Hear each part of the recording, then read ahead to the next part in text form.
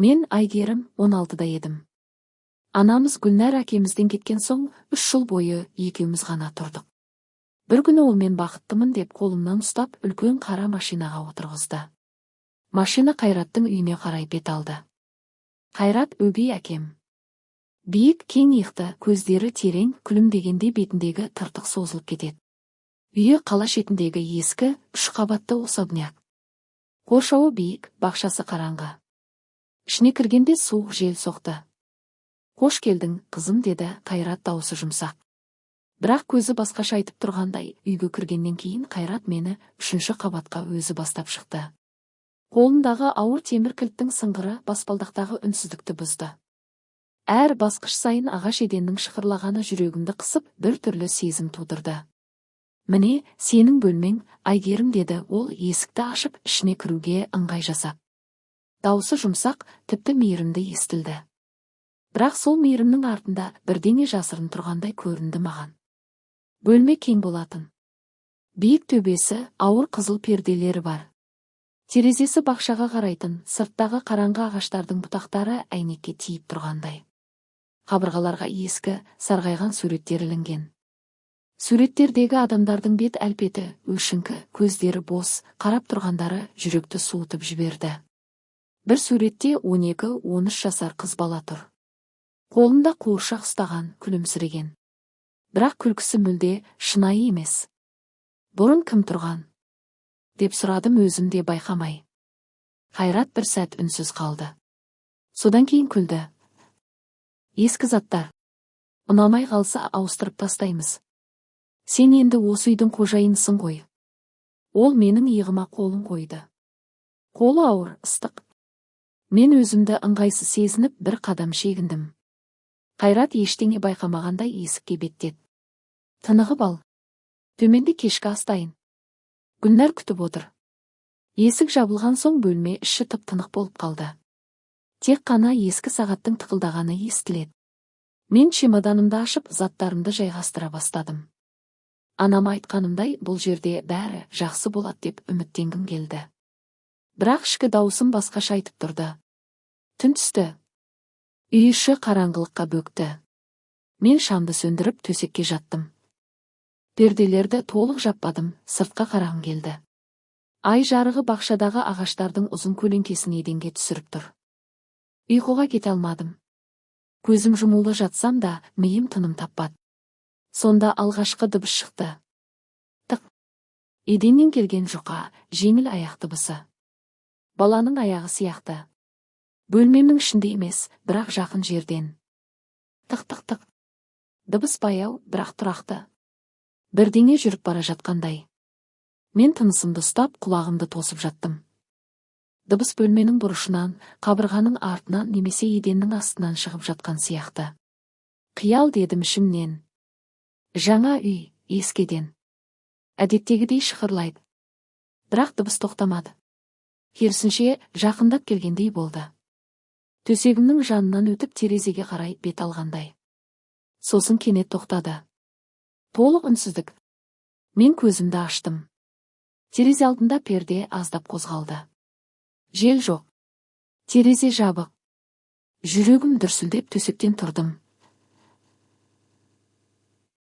Аяқ жаным дірілдеп терезеге жақындадым. Сыртқа қарадым. Бақша қараңғы, тек қана құдықтың жанындағы ескі ағаштың бұтағы қимылдап тұрғандай. Қайта жатып көрпені басыма жамылдым. Тағы да сол дыбыс. Бұл жолы жастығымның жанынан төсек астынан шыққандай. Тық-тық. Тоқта, деп сыбырладым өзімше. Дыбыс тоқтады. Бірақ сол сәтте бөлменің ішіндегі ауа салқындап кетті. Тынысым көрініп тұрғандай. Мен қорқақтағанымды мойындағым келмеді. Телефонымды алып, шамын қостым. Бөлме іші жарық болды да, бір сәт жеңілдеп қалдым. Таңға дейін солай ұйықтай алмай, көзім ілініп кетті. Түсімде сол суреттегі қыз бала маған қарап тұрды. Қолындағы қуыршақтың көзі жоқ еді. Таңертең төменге түскенде анам асханада отырған. Көздері шаршап, беті бозарған. «Қалай ұйықтадың, қызым?» деп сұрады. «Жақсы емес». Түнде бірдеңе аяқ дыбысы естілді. «Баланың аяғы сияқты», дедім сыбырлап. Анам бір сәт үнсіз қалды. Сосын қолымнан ұстап күлімсіреді. Қиялдама, Айгерім, бұл өте ескі үй. Еден, қабырға, бәрі шығырлайды. Қайрат айтты, мұнда бұрынғы иелері көп болған. Сен жаңа ғана келдің, үй сені әлі танып үлгерген жоқ.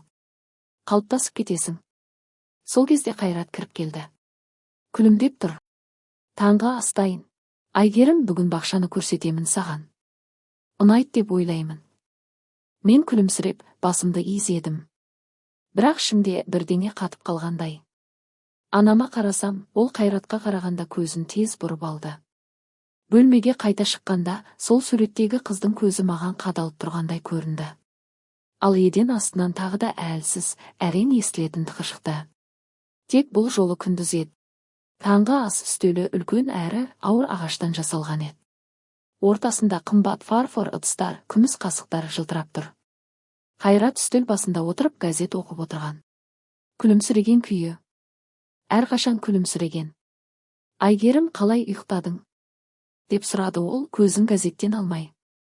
Жақсы деп өтірік айттым. Даусым сәл дірілдеді. Қайрат газетті бүктеп қойды да маған қарады. Көздері терең, қарашығы үлкен. Күлкісі бетіндегі ұзын тыртықты созып, оны одан да қорқынышты етті. Бұл үйде алғашқы түн қиын болады. Мен де бір кездері осылай сезінгенмін. Бірақ кейін үй сені өзінікі етіп алады. Сен де үйреніп кетесің. Гүлнәр, анам үндемей, шай құйып отырды. Бетінің түсі әлі де бозарыңқы. Кеше ғана келгенімізге қарамастан, ол әлдеқайда шаршаған сияқты көрінді. Ас ішіліп жатқанда Зейнеп апай табақтарды әкетіп жүрді. Ол орта жас шамасындағы, бойы орташа, шашына ақ кірген әйел. Қайратқа қарағанда көзін ешқашан көтермейтін. Басын төмен салып, тек иә, мырза, жоқ, мырза деп қана жауап беретін. Мен оның қолынан бір табақты алғанда, Зейнептің саусақтары сәл дірілдеді. Көзіміз түйісті. Сол бір секундта оның көзінен үрейді көрдім. Күндіз үйді аралап шықтым. Үй іші өте үлкен және су. Екінші қабаттағы кітапханаға кіргенде, ескі кітаптардың иісі мұрнымды қытықтады. Қабырғадағы портреттердің көбі ер адамдар. Бәрінің бет әлпеті қатал, көздері терең ойлы. Зейнеп апай кітапханада шаң сүртіп жүрген еді. Мен жақындап бардым. Апай, бұл үйде бұрын кімдер тұрған? Деп сұрадым сыбырлап. Зейнеп апай бір сәт қатып қалды. Айналасына қарады да, дауысын өте төмен түсіріп. Көп адам. Бірақ соңғысы. Қайрат мырзаның алғашқы әйелі мен қызы. Олар жоғалып кеткен. Жоғалып кеткен. Жүрегім дүрсіл қақты. Иә, Сәуле деген қызы. 13 жаста еді. Бір күні таңертең оянсақ, жоқ. Әйелі де сол жылдың соңында қайтыс болды. Қайрат мырза кездейсоқ деді. Полицияда солай жазды. Бірақ Зейнеп апай сөзін аяқтамады. Қолындағы шүберекті қатты қысты. Бірақ не, апай? Мен ештеңе білмеймін. Сен жаңа келдің, қызым. Қайрат мырзаға жақсы қара. Ол өте мейірімді. Бірақ оның мейірімінен асып кетпе. Сол сәтте баспалдақтан аяқ дыбысы естілді. Зейнеп апай тез арада шаң сүртуге кірісті, бетін басқа жаққа бұрды. Қайрат кіріп келді. Айгерім, кітапхана ұнады ма? Деп сұрады ол әдеттегідей күлімсіреп. Иә, өте әдемі, дедім даусымды бақылап. Қайрат Зейнепке қарады. Әйелдің беті одан әрі бозарып кетті. Зейнеп, төменге түс. Гүлнәрге көмектестір. Жақсы, мырза. Зейнеп тез аяқ басын шығарып кетті. Қайрат маған жақындап кітап сөресінен бір ескі кітапты алды. Бұл үйдің тарихы. Оқығың келсе, оқи бер. Бірақ кейбір беттерін ашпағаның жөн. Ескі әңгімелер кейде адамды мазалап қояды. Ол кітапты маған ұсынды. Қолым алғанда бетіндегі шаңның иісі мұрнымды қытықтады. Қайраттың саусақтары менің саусақтарыма тиіп кетті. Суық. Кешке бөлмеме шыққанда Зейнеп апайдың сөздері миымнан шықпай қойды. Сәуле сол суреттегі қыз ба? Қолындағы қуыршағы бар қыз. Терезеге жақындап бақшаға қарадым. Құдықтың жандағы ағаштың бұтағы қимылдап тұр. Жел жоқ. Бірақ бұтақ қимылдап тұр. Түнде тағы да сол тықыр шықты. Бірақ бұл жолы еденнен емес, қабырғаның ішінен сияқты. Тық-тық-тық және әлсіз, өте әлсіз қыздың күлкісі. Мен көрпені басыма жамылдым. Ал Қайраттың үйдегі күлімсіреген беті көз алдымнан кетпей қойды. Кеш батқанда Қайрат мені бақшаға серуендеуге шақырды. Күн батқан соң ауа салқындап, ылғалды тұман баурап тұрды. Кел, Айгерім, үйдің ең әдемі жері, бақша. Әсіресе кешке, деді ол күлімсіреп. Мен қарсылық білдіргім келмеді. Анама қарасам, ол үнсіз басын изеді. Қайраттың қолындағы фонардың жарығы жолды әрең ғана көрсетіп тұрды. Ағаштар биік, бұтақтары бір-біріне шатасып, төбеде қара шатыр құраған. Жерде құлаған жапырақтар аяқ астында сықырлап, әр қадам сайын жүрегімді қысып қояды. Бірнеше минут жүрген соң ескі құдыққа жеттік. Тастан қаланған, аузында темір тор бар, бірақ тордың бір жағы сынған. Құдықтың аузынан ылғалды, шірік иіс шығып тұр. Бұған жақындама, деді Қайрат, дауысы кенет өзгеріп. Өте терең. Бір кездері балалар ойнап жүріп құлап кеткен. Қауіпті. Ол менің иығымнан ұстап, құдықтан алыстатты. Бірақ мен артыма қарағанда Қайраттың көзі құдықтың түбіне қадалып тұрғандай болды. Фонардың жарығында оның бетіндегі тыртық одан сайын ұзарып көрінді. Қайтып келе жатқан жолда ол маған әңгіме айтты. Балалық шағы, осы үйді қалай мұраға алғаны туралы. Дауысы жұмсақ, бірақ мен оның әр сөзінің артында бірдеңе жасырын тұрғанын сездім. Түн ортасында ояндым. Терезеден сыртқа қарасам, бақшадағы құдықтың жанында біреу тұр. Биік силуэт. Қайрат фонарсыз қараңғыда жалғыз тұрып құдыққа қарап тұр. Кейде еңкейіп бірдеңені сыбырлап жатқандай. Мен пердені тез жауып төсекке жаттым. Жүрегім дүрсілдеп, ұйқы келмеді, күндер өте бастады. Гүлнәр күн сайын солғын тартып бара жатты. Бетінің түсі бозарған, көздерінің асты көгеріп, бұрынғы күлкісі мүлде жоқ болды. Таңертең онымен сөйлессем, жауабы қысқа, көзі менің бетіме түспейді. Бір күні түстен кейін оның бөлмесіне кірдім. Анама дәрі ішіп отырғанын көрдім. Қолы дірілдеп, стаканды әрең ұстап тұр. Бұл не, ана? Дедім. Қайрат берген дәрі. Жүйкемді тыныштандырады дейді. Мен жақсы сезініп тұрмын, деді ол әлсіз дауыспен. Бірақ сен өзгеріп бара жатсың. Күлмейсің, ұйықтай алмайсың. Гүлнәр маған қарады. Көзінде үрей мен өкініш аралас. Бір сәт мені құшақтағысы келгендей қолын созды, бірақ Қайраттың баспалдақтан келген аяқ дыбысын естіп, тез қолын тартып алды. Бәрі жақсы, қызым. Қайрат бізді жақсы көреді. Сен тек тыныш бол. Сол түні анамның бөлмесінен жылаған дауысы естілді. Өте әлсіз, бірақ анық.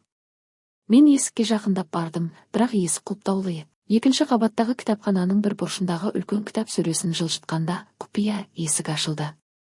Есіктің артында шағын бөлме бар екен. Іші шаң басқан, ауасы тұмшаланған. Ішке кіріп шамды қостым.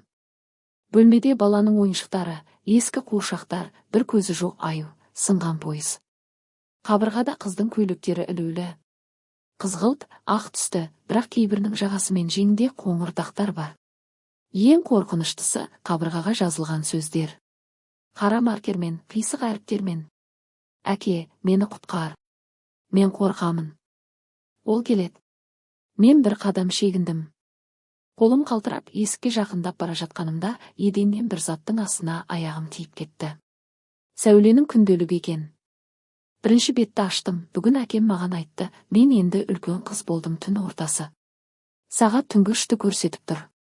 Мен ұйықтап жатқанымда бөлмемнің есігі баяу ашылды. Шығырлаған дыбыс жүрегімді шаншып өтті. Көзімді ашып қимылсыз жаттым.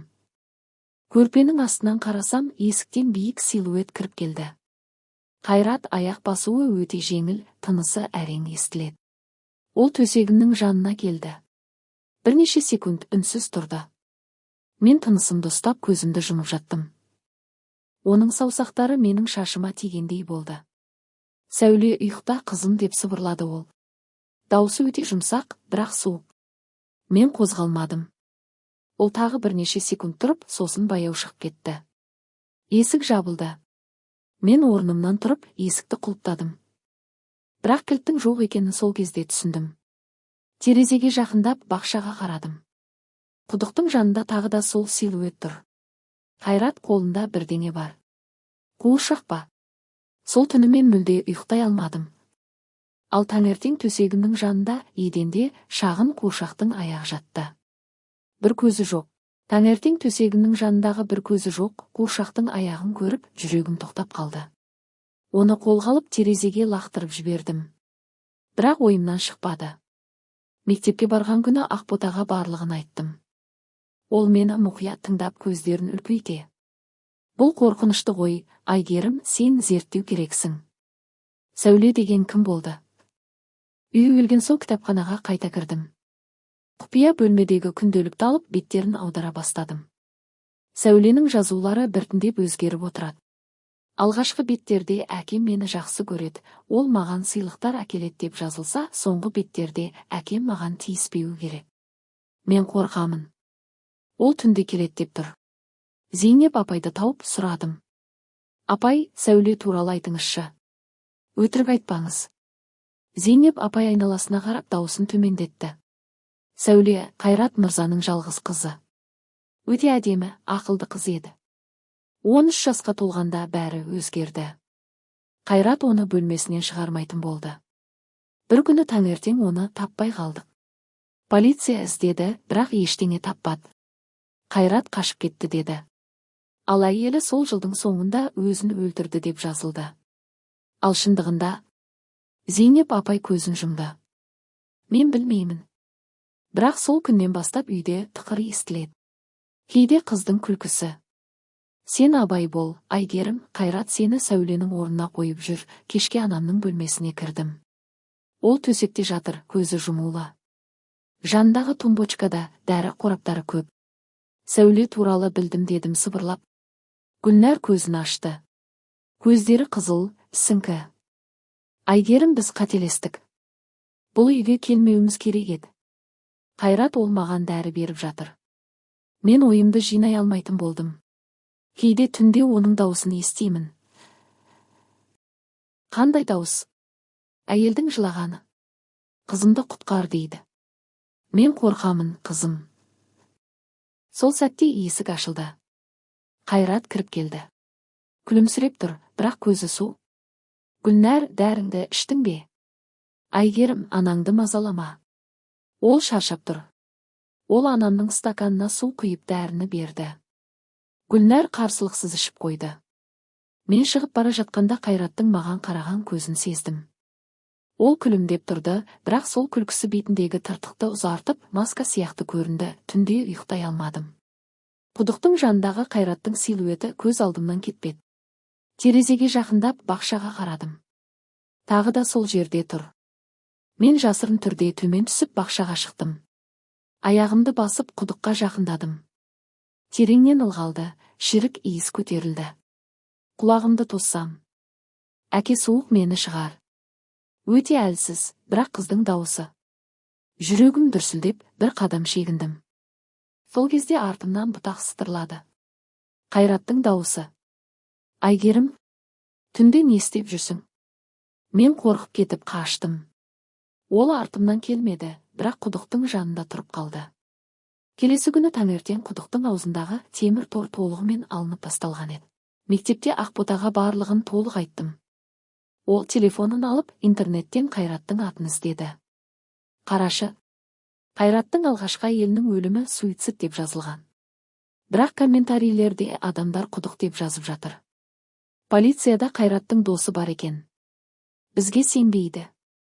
Онда не істейміз? Алдымен дәлел жина. Фото, видео, күнделік. Сосын полицияға барамыз. Мен саған көмектесемін. Үйге келгенде Зейнеп апай маған қағаз ұстатты. Мұны оқы. Бірақ Қайрат көрмесін. Қағазда, Сәуле құдықта. Сен келесі боласың, сол түні ауыр түс көрдім.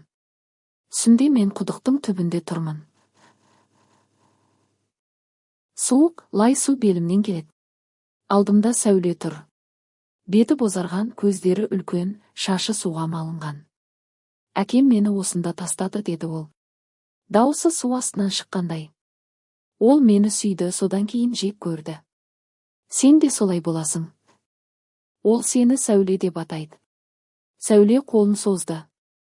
Саусақтары сүйекке айналып кетті. Қаш. Бірақ ол сені тауып алады. Мен айқайлап ояндым. Төсегім су болып қалған. Бірақ бұл тер емес, лай су иісі шығып тұрды. Терезеден қарасам, Қайрат бақшада құдықтың жанында тұр. Қолында фонарь. Маған қарап тұрғандай, келесі күні кешке Қайрат мені кітапханаға шақырды.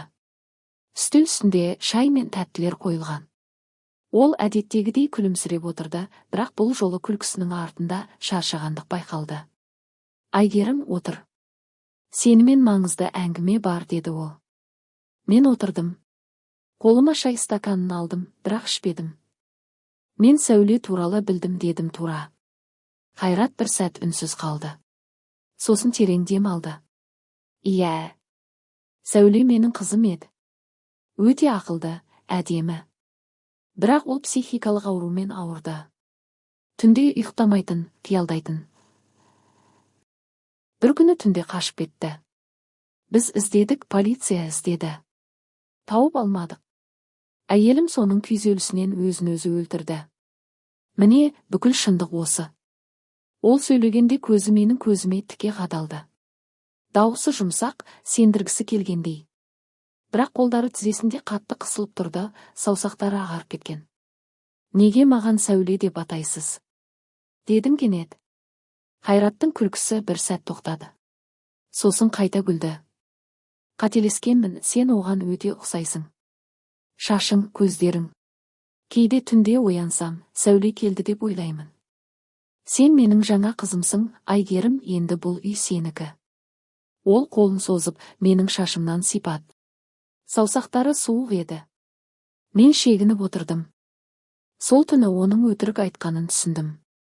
Өйткені кітапханадағы құпия бөлмедегі күнделікте Сәуле әкем менің денемді пайдаланады деп жазған еді.